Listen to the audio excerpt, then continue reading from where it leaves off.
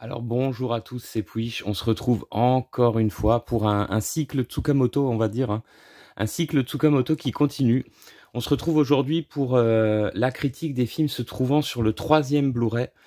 Donc on va retrouver 2 films sur ce Blu-ray, alors dans l'ordre chronologique, hein, par rapport à ceux que je vous ai déjà critiqué. On va retrouver A Snake of June, donc un film de 2002. On va retrouver Vital, un film de 2004. Et on va retrouver le court-métrage As, qui est sorti en 2005. Alors, je vais vous faire les critiques l'un après l'autre. On va tout de suite commencer par A Snake of June. Donc, c'est un film sorti en 2002. Il dure 1h25. Et c'est un film, c'est un espèce de thriller bizarroïde, érotique, on va dire, mais assez étrange. Alors le film n'est pas en noir et blanc. Par contre, il est en, j'ai envie de dire, il est en noir et bleu. Toute la colorimétrie du film est toute est sombre, bleutée comme ça. Tout est bleu, bleu foncé, bleu noir. Il y a aucune autre nuance. Donc ça, c'est volontaire, hein, c'est voulu évidemment, hein. Tout le film se passe. En fait, il pleut pendant tout le film, sachant que Snake of June, le juin, c'est la saison des pluies au Japon. Et on va retrouver le personnage de... alors merde, comment elle s'appelle, donc qui est joué par Asuka Kurosawa, de Rinko Tatsumi. Donc le personnage de Rinko, un jour, va recevoir un coup de téléphone. Elle va recevoir une lettre avec des photos d'elle. Des photos d'elle assez explicites, hein, où elle est en train de se masturber, hein. Il n'y a pas d'autre mots. Et au téléphone, elle va se retrouver avec le personnage joué par Shinya Tsukamoto, qui s'appelle Higuchi, un personnage étrange, en fait, qui va la faire chanter, en gros, qui va lui dire de faire des choses pour ne pas qu'il dévoile les photos, les clichés qu'il a pris. Alors, c'est un film vraiment bizarre, parce que elle est en couple, hein, elle est mariée. Elle est en couple avec un homme qui est à fond dans le travail, un espèce de petit gros avec une calvasse de bâtard qui la calcule pas, qui s'en fout complètement d'elle, qui est tout le temps en train de travailler, et quand il est à la maison, il est tout le temps en train de récurer l'appartement dans lequel ils vivent. C'est un espèce de maniaque de la propreté. Il en a absolument rien à foutre de sa femme. Donc toute la première partie du film, ça va être ça, va se concentrer sur elle, sur les chantages que lui fait Higuchi au téléphone, qui vont plus ou moins constituer des espèces de chantage sexuel comme ça, assez étrange, très japonais, on va dire, très bizarre. Elle va s'y plier avec plus ou moins de... On sait pas trop, en fait, ce qu'elle pense dans sa tête. Bon, globalement, c'est un film assez étrange. Personnellement, c'est le film que j'aime le moins de la filmo de Tsukamoto. Je ne l'aime pas trop. Tout ce qui tourne autour du sexe, c'est pas très intéressant, c'est assez lourd. Après, dans la mise en scène, on est quand même sur quelque chose d'un peu plus calme, malgré 2 ou 3 scènes complètement folles dans le film qui arriveront dans la deuxième partie du film. Deuxième partie du film qui va se concentrer un petit peu plus sur son mari, assez étonnamment. On va se retrouver avec des scènes assez délirantes où ils ont des genres d'entonnoirs sur la tête. Oui, oui. Où ils auront juste un tout petit réticule comme ça pour voir une scène de sexe d'un couple qui ensuite sera noyé. Non, bah, c'est une grosse scène what the fuck vers la fin du film. Globalement, le film n'est pas inintéressant, mais disons que par rapport à toutes les autres bombes qu'on avait, je trouve que A Snake of June, c'est un peu moins bien. Honnêtement, ça m'a un petit peu moins plu. Au niveau de l'image, c'est très beau. L'actrice principale, elle est vraiment bien. On peut dire aussi que le personnage campé par Tsukamoto, assez dérangé, franchement on ne comprend pas trop, il est complètement taré, sachant que elle travaille au départ dans une espèce de hotline qui aide les gens suicidaires, ou donc lui il avait appelé parce qu'il avait des problèmes, parce que justement c'était un stalker, et en fait il va se mettre à la stalker elle, enfin on comprend pas trop qu'est-ce qu'il veut au final. Assez what the fuck, hormis 2 ou 3 scènes vraiment complètement barrées, le reste du film c'est assez bof. Bref, un des rares, très rares, oubliables de Tsukamoto. Un film qui ne m'a pas trop plu, je ne vous conseillerais pas forcément, à part si comme moi vous êtes ultra fan, mais franchement, celui-là, si vous l'avez pas vu, à la limite, c'est pas très grave. Par contre, celui qui vient, donc on va passer sur Vital, un film de 2004, un film pareil qui dure 1h25. Un film dans lequel Shinya Tsukamoto, alors sauf erreur de ma part, ne joue pas. Alors à moins qu'il ait un tout petit rôle et j'ai pas fait gaffe. C'est un des premiers films où il ne... Enfin, c'est un des films où il ne joue pas. C'est pas un des premiers films, c'est un des films où il n'a pas de rôle. C'est un film... vraiment, l'histoire est totalement énorme. Donc on est sur... On va suivre le personnage de Hiroshi Takagi. Alors, il est joué par Tadunobu Asano. Donc, si vous connaissez le cinéma japonais, surtout le cinéma un peu barré, vous l'aurez déjà certainement vu. Il a joué dans plein de films. Il a joué dans des films de Takashi Miike. Il a joué dans des films de Sushi Typhon. Enfin, il a joué dans plein de films. Là, il a un rôle pas du tout nanar. Il a un rôle, au contraire, extrêmement sobre. Donc, il joue un personnage. Donc, Hiroshi Takagi. C'est un mec en fait qui a eu un accident de voiture extrêmement grave dans lequel sa petite amie est morte. Il se réveille à l'hôpital, donc le film démarre comme ça, il se réveille à l'hôpital, il y a ses parents devant lui, il n'a plus aucun souvenir, il a tout oublié. Il a oublié sa petite amie, il a absolument tout oublié. Il va rentrer chez lui, il va rentrer dans sa chambre donc, dont il n'a aucun souvenir, et il va tomber sur des livres de médecine.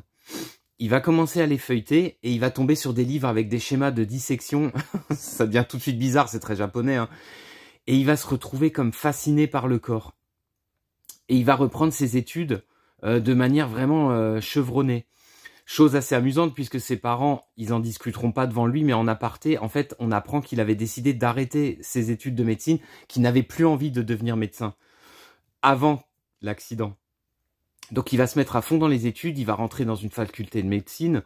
Là, dans sa classe, il y a une femme qui est jouée par... alors je pense que c'est une chanteuse, je sais pas, elle s'appelle Kiki. Elle joue Ikumi, hein, si je me trompe pas. Elle joue Ikumi. Là, il y a une fille de sa classe qui va plus ou moins s'amouracher de lui, hein, assez étrange. Hein.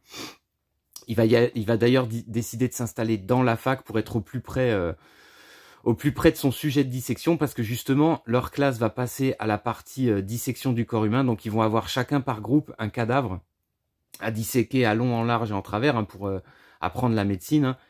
Et là, ça va être le choc pour lui, parce que quand il va voir le cadavre, il va avoir un shell shock. En fait, il va penser, ça va être tout l'intérêt du film, que c'est le cadavre de sa petite amie disparue, ça va lui faire un choc.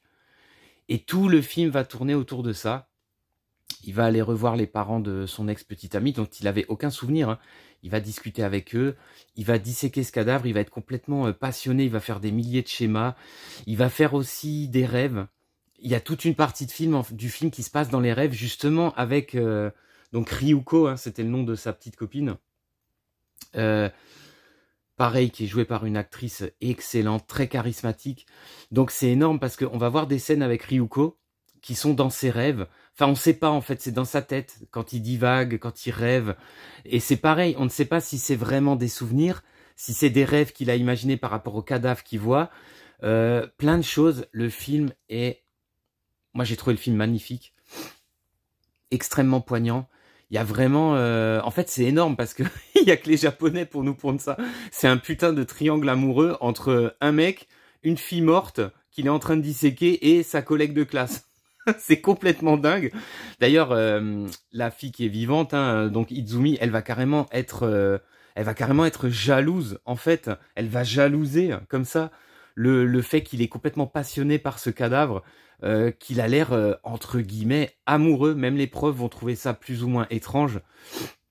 On va apprendre plusieurs choses au fur et à mesure du film. Un film vraiment passionnant, un film en fait qui est assez touchant sur la mémoire, le souvenir, plein de choses. Qu'est-ce que l'esprit invente? Qu'est-ce que l'esprit se souvient?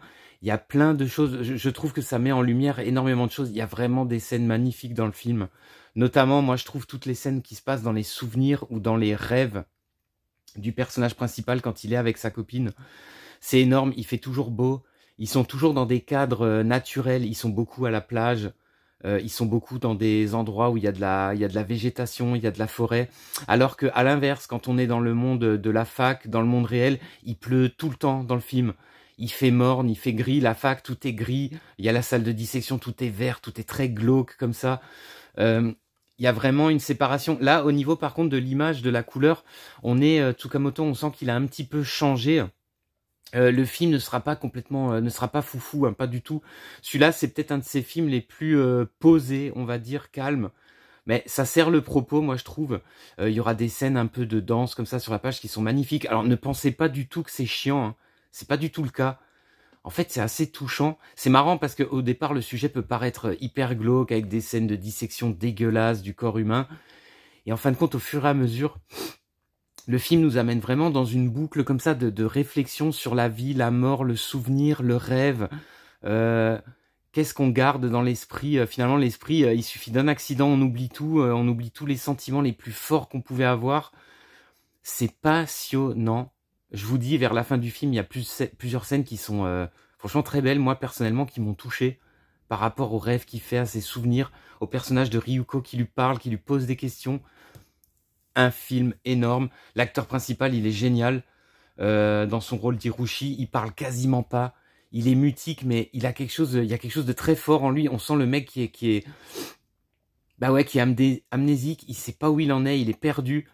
Franchement, Vital, c'est un indispensable de Shinya Tsukamoto. Un film excellentissime. Je vous le conseille à 500%. Et on va terminer cette petite critique par le court-métrage alors je sais pas trop comment on dit, moi je dis Az, hein, avec mon accent de chiasse. Donc un court-métrage sorti en 2005, il a été présenté dans plusieurs festivals où il était présenté dans une version courte, il durait 25 minutes. Là, bien sûr, dans le cadre de ce Blu-ray, on a la version intégrale, il dure 49 minutes et c'est une claque. Az, c'est simple, c'est une claque. On retrouve le Tsukamoto tout dingo qu'on aime. On se retrouve en fait, on retrouve un personnage. Il se réveille d'un seul coup. Il est comme coincé, entouré comme ça de béton, entre des murs comme ça. Il est coincé dans le noir, il sait pas où il est. Lui-même réfléchit, il sait pas comment il est arrivé là. Il a une blessure sur le flanc, il saigne. Et voilà, le film démarre comme ça. Et il va essayer de se sortir de ce labyrinthe, de ce dédale étrange, avec des mouvements de caméra bizarres, très angoissants, hein, puisque tout est dans le noir perpétuellement. Il sera coincé dans différents endroits, il y aura des barbelés, il est comme dans un labyrinthe rempli de pièges, mais extrêmement exigu comme ça. Au fur et à mesure de son périple, il va rencontrer une autre femme qui est le seul et unique autre personnage du film, qui est comme lui.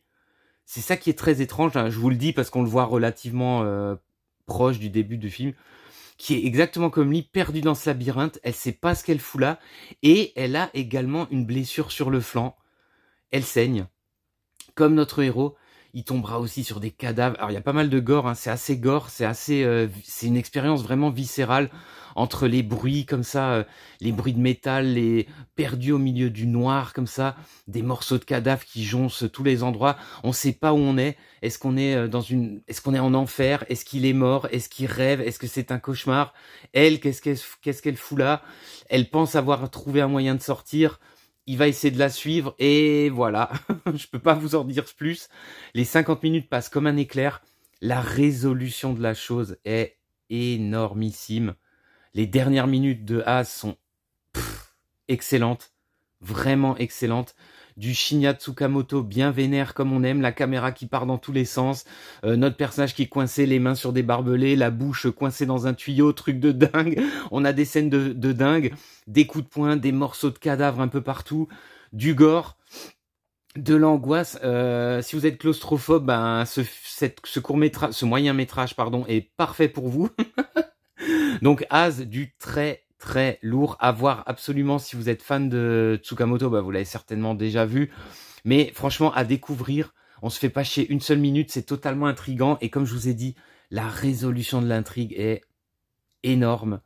Pareil, ça rejoint, je trouve qu'on rejoint un peu la thématique de Vital. On sent qu'il avait une thématique en tête hein, avec ces deux films là, film et moyen métrage qu'il a fait coup sur coup. On sent qu'il avait quelque chose à l'esprit. On se détache un peu, même avec Snake of June, hein, on se détache un peu en fait de ces premiers films qui parlaient de l'individu par rapport à la ville, par rapport à la société qui est coincée comme ça dans un carcan. Là, c'est un peu différent. On est plus sur, même si dans Snake of June, étonnamment, on reprend un schéma qui est le même que Tetsuo, c'est-à-dire un personnage qui est victime d'un autre personnage. C'est exactement le même schéma, mais sinon, on est plus sur du le corps et l'esprit, quoi. Le corps, l'esprit. ouais, sur d'autres sentiments, d'autres choses. C'est passionnant. Az, c'est complètement passionnant. Vital, il est indispensable. On va s'arrêter là. J'espère que je vous ai donné envie de voir ces films et je vous dis à plus pour de prochaines critiques.